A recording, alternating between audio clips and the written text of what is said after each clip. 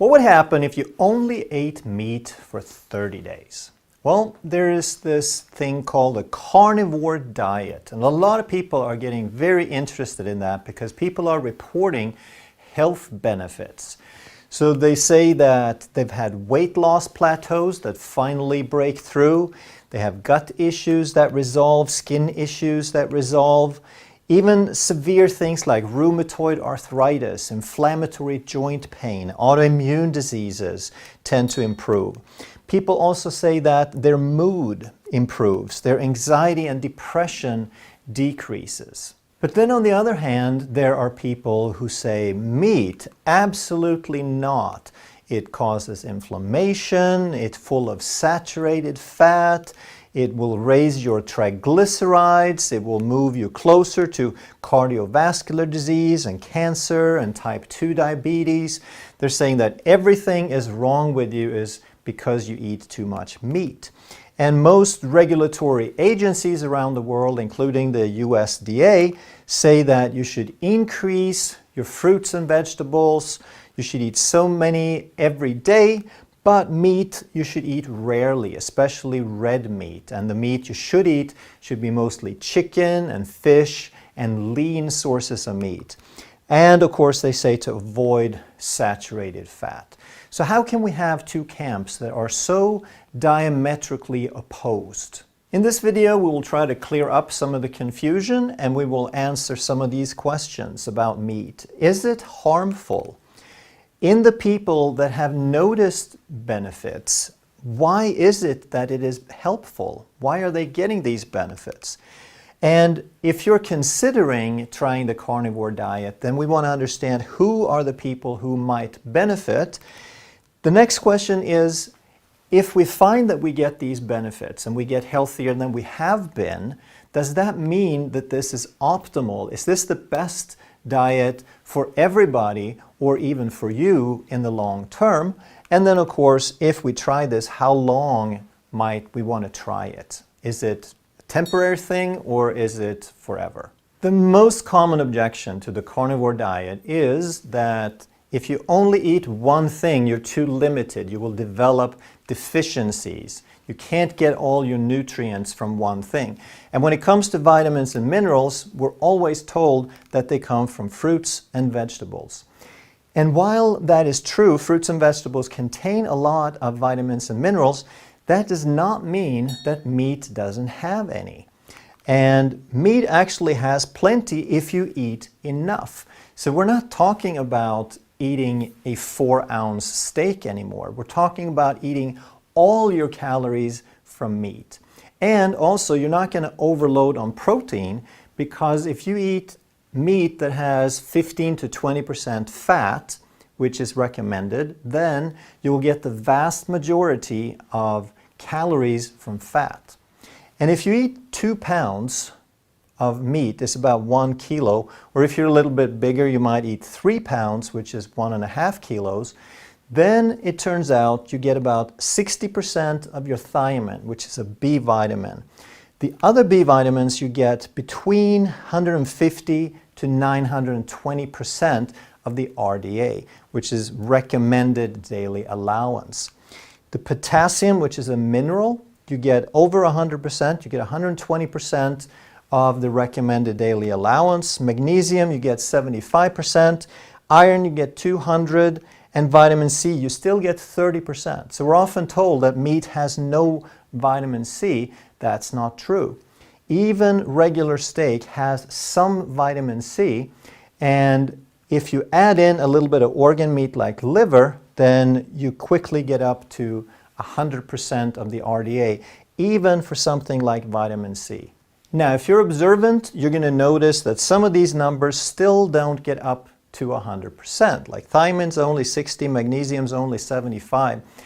But what happens is the body uses nutrients more efficiently. For example, with vitamin C, it competes with glucose for the transport mechanism.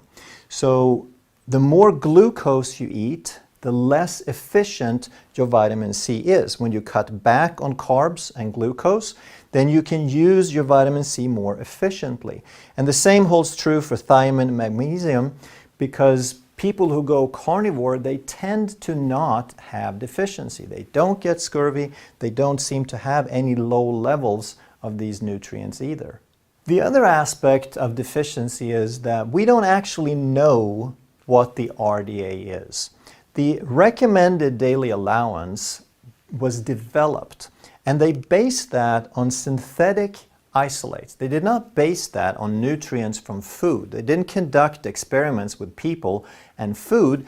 They used synthetic isolates from pharmaceutical companies, developed certain chemicals that were equivalent to vitamins, and then they tested them on mice in animal studies. So they took different groups of mice, they fed them a very, very deficient diet. I don't know what it was, but it wasn't real food. It was maybe just glucose. So they made sure that they were very, very deficient.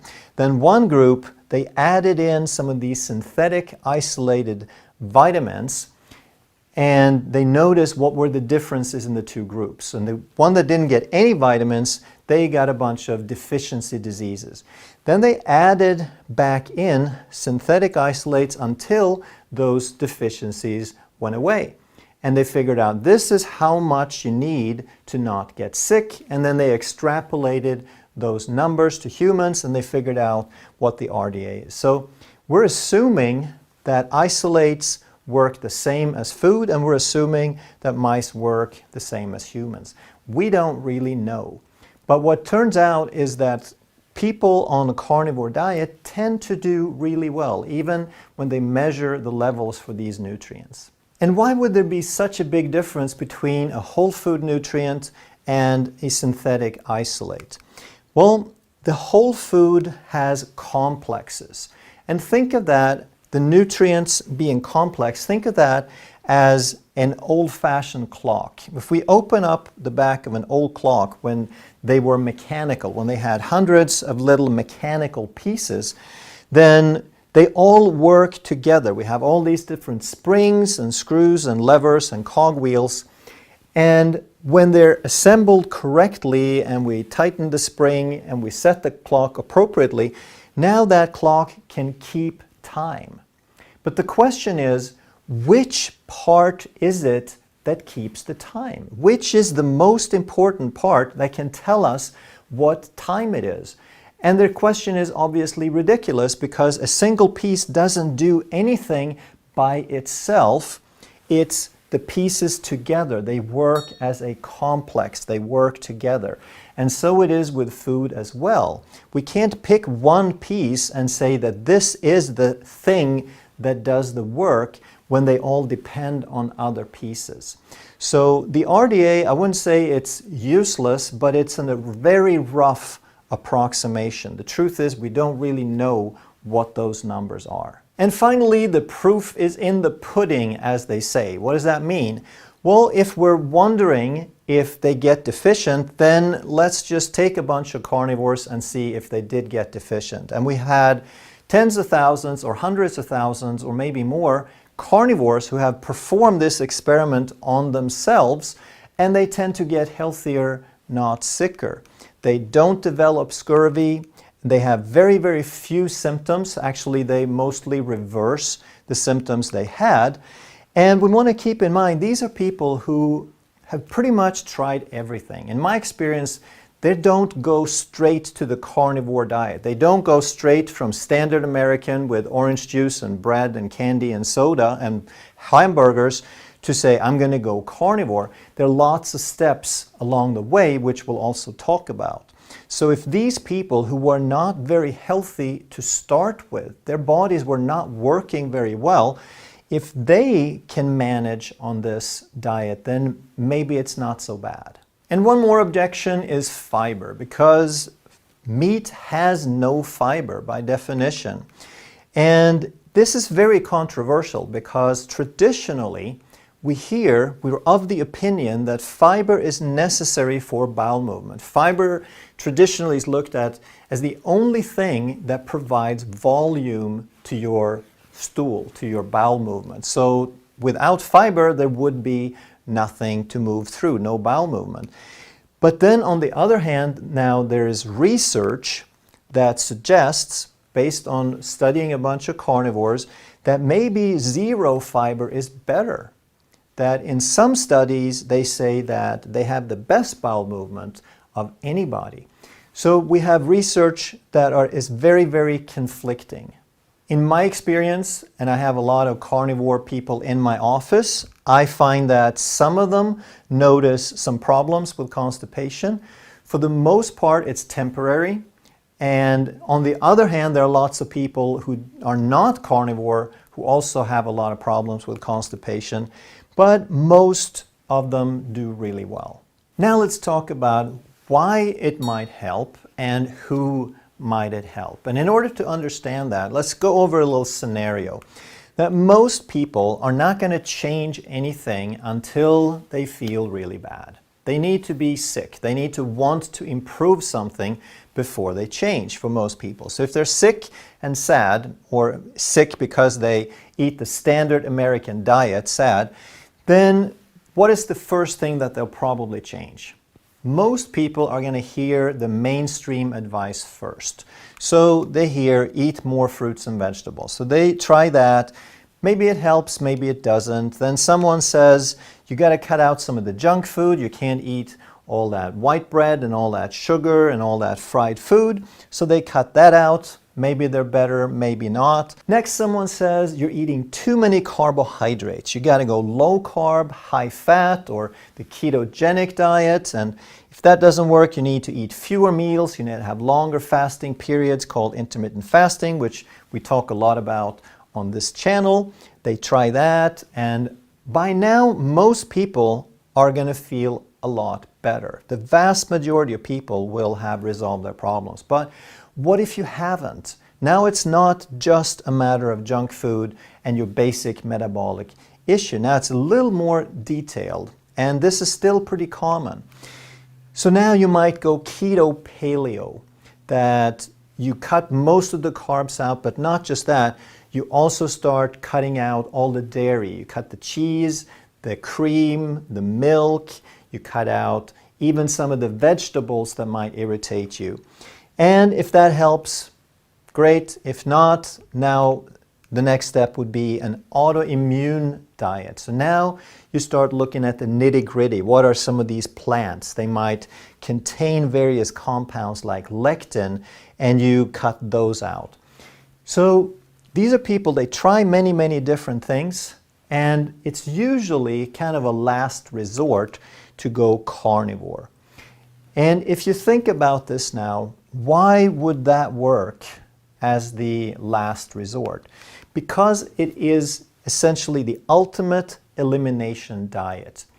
You cut out everything until there's just one food left. All the way along the way, you eliminate various different things. You start with the really bad stuff like sugar, and then you fine-tune it and you tweak it until you don't even have the leafy greens anymore. You just eat one food. And what meat has going for it is that it's basically the most neutral food there is. The lowest number of allergies to any food is probably meat. And while there are poisons, while there are toxic substances like plutonium and arsenic and things like that, most of the problems caused is not by the substance itself, it is your body's reaction to it. When your body responds because it recognizes it as an enemy, it's going to create inflammation, and it's that inflammation that causes all the problems. And meat being the most neutral food there is, it's the least amount of responses, the least amount of probable inflammation. The only people who have any trouble with meat is if they don't have enough stomach acid to digest it. And then you could just add a little bit of hydrochloric acid and you'll probably be fine. And I hope now it starts to make sense why these people get the problems and why they can be relieved. If someone has a weight loss plateau that they can't break through, well, the carnivore diet is a zero carb diet. It is a low carb, high fat diet. And not only that, but if it can lower the immune reactions, because you've eliminated everything else that causes an immune reaction and inflammation, If inflammation goes down, then there is less tendency toward insulin resistance, because inflammation is a significant driver of insulin resistance. If you have intestinal issues, digestive or other gut issues, it's probably because you're eating something that causes irritation, that causes an immune reaction, more inflammation, or maybe you're just feeding the wrong kind of bacteria to upset your microbiome. That can also lead to leaky gut. If you have leaky gut, you can get skin problems because some of the particles get through the gut lining that shouldn't, causing further widespread inflammation and immune reactions. And of course, that's also associated with autoimmune conditions like rheumatoid arthritis, because you have hypersensitivity reactions to things that get out of the gut into the bloodstream, into places they don't belong. And it's the same thing again with mood and anxiety and depression. We have to understand how important that digestive tract is. We have barriers. We have an intestinal lining barrier and we have a blood-brain barrier. If one barrier gets compromised, it's very likely the other will get compromised. So if you have inflammatory reactions in the gut, you will most likely have inflammatory reactions in the brain as well, leading to anxiety, depression, and less function in the brain overall. But what is it about plants that could be so bad for some people? Well, the question is, who wants to get eaten? Well, I certainly don't. So I can move, I can defend myself, but plants can't do that. So they have basically two defenses. One would be like this cactus, to have really, really nasty thorns, but the other solution is chemical warfare. That if the plant can't defend itself any other way, then it has to start making some poison, something that makes it unattractive for something else to eat it. So plants have things like lectins and oxalates and phytates and gliadins and saponins, and some people don't seem to have much of a reaction, while others have devastating reactions. The idea of hormesis is one more piece that can help us understand why people might be so different in the responses to this.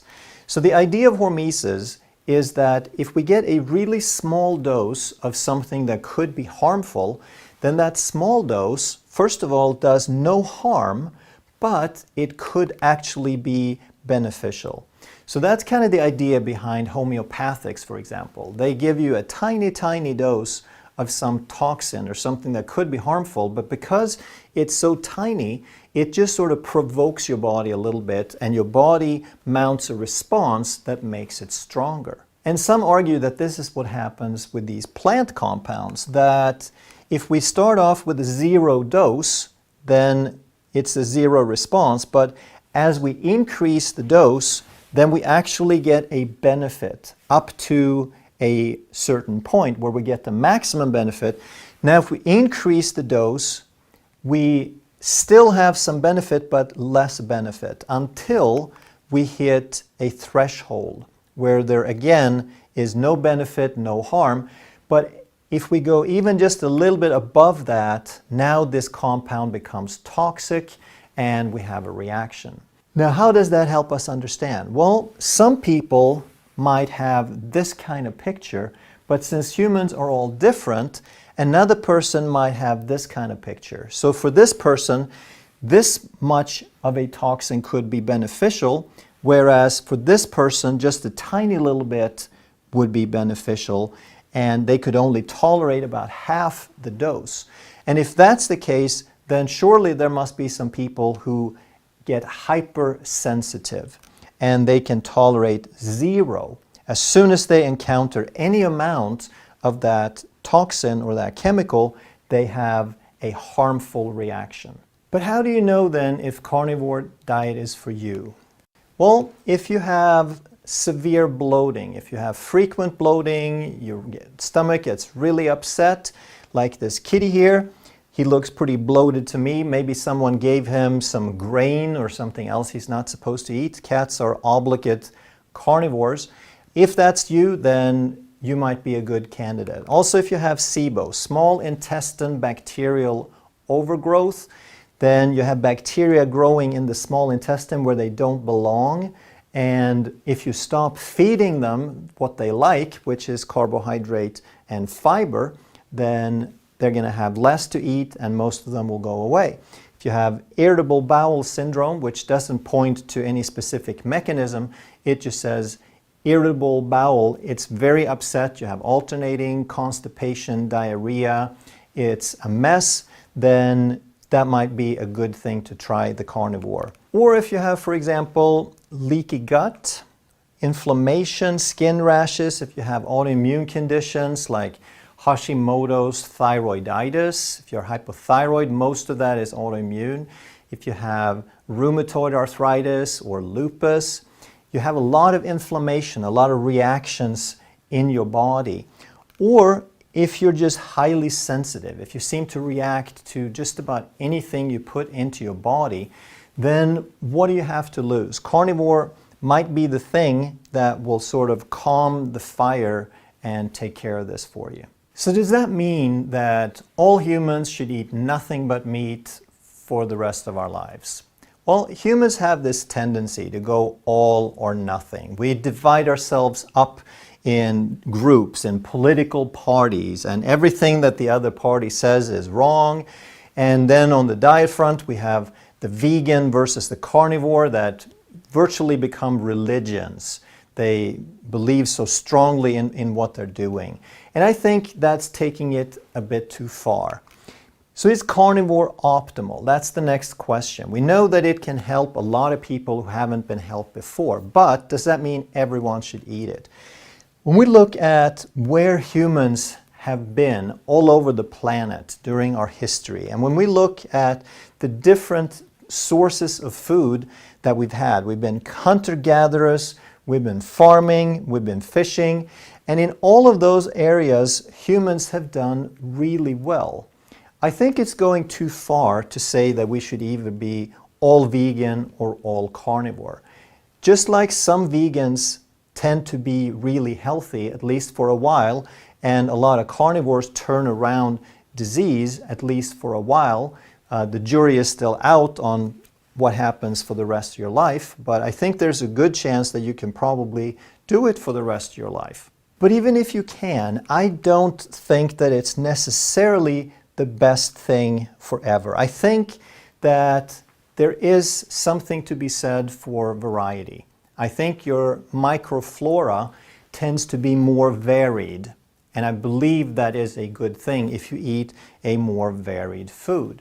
So I would suggest that if you have any of the problems that we discussed here, then I would suggest, I don't think you have anything to lose really, is to do 30 days, or maybe start with a week and just see how it goes, and if you're okay, then do 30 days and see how you feel. And if most of your problems are gone, then maybe you want to go a little longer, maybe 3 months, maybe 6 months. However, in my opinion, in my experience, I think that it would be better to add in some variety over time.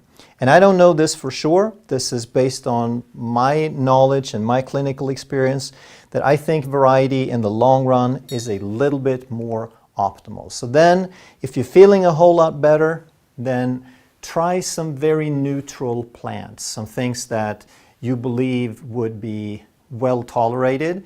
And if you do well, then you try a little bit more. If you feel worse, then maybe you are someone who would do well to stay on carnivore. If you enjoyed this video, you're going to love that one. And if you truly want to master health by understanding how the body really works, make sure you subscribe, hit that bell, and turn on all the notifications so you never miss a life-saving video.